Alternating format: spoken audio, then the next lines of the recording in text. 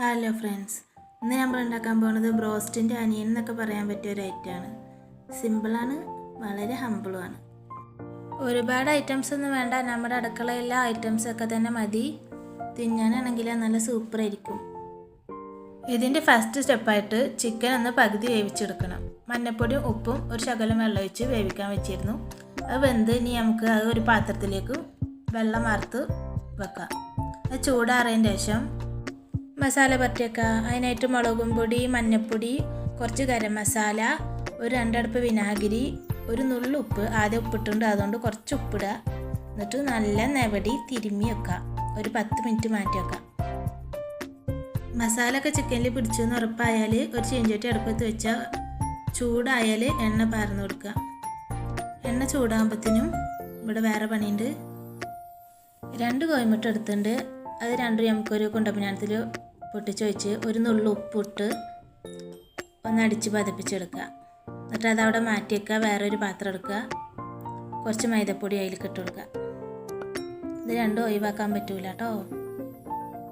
എണ്ണയൊക്കെ ചൂടായി. അപ്പം നമുക്കിനി മെയിൻ പരിപാടിയൊക്കെ തുടങ്ങാം.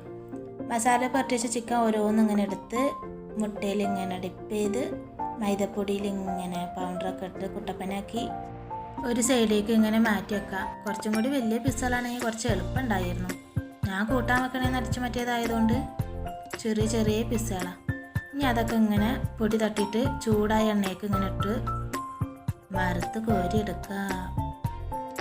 പകുതി വെന്ത ചിക്കനാണ്, അതുകൊണ്ട് വലിയ വേവൊന്നുമില്ല. അതുകൊണ്ട് 2-3 മിനിറ്റ് കഴിഞ്ഞിട്ടുണ്ടെങ്കിൽ ഒന്ന് തീ കുറച്ചേക്കുക. അപ്പം നല്ല അടിപൊളി ബ്രൗൺ കളറാവും. ഇതേപോലെ ചെയ്യണവരുണ്ടെങ്കിൽ ഒന്ന് കമൻറ്റ് ഇട്ടോ കേട്ടോ. ഇനി ചെയ്യാത്തവരുണ്ടെങ്കിൽ ഇതുപോലെ ചെയ്തിട്ട് എങ്ങനെയുണ്ടെന്നൊന്ന് കമൻറ്റ് പറയാട്ടോ. അപ്പോൾ ഇതാ എല്ലാ ചിക്കനും അതേപോലെ തന്നെ വറുത്ത് കോരി മാറ്റി വെച്ചിട്ടുണ്ട് കേട്ടോ. ഇനിയിപ്പോൾ ഇതിൻ്റെ കൂടെ ഇതിൻ്റെ ചെങ്ങായിനും കൂടി കൂട്ടണമല്ലോ.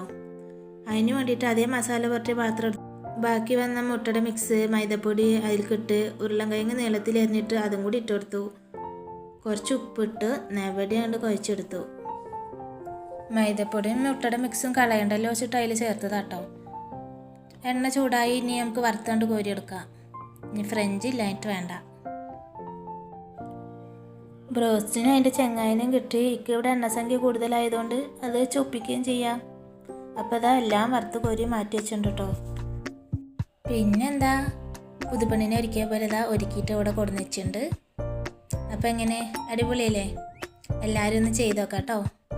കൂടാതെ ഞങ്ങൾ പുതിയ ചാനലാണ്, ഒന്ന് സപ്പോർട്ട് ചെയ്യുക. ലൈക്കും സബ്സ്ക്രൈബും ചെയ്യാം കേട്ടോ.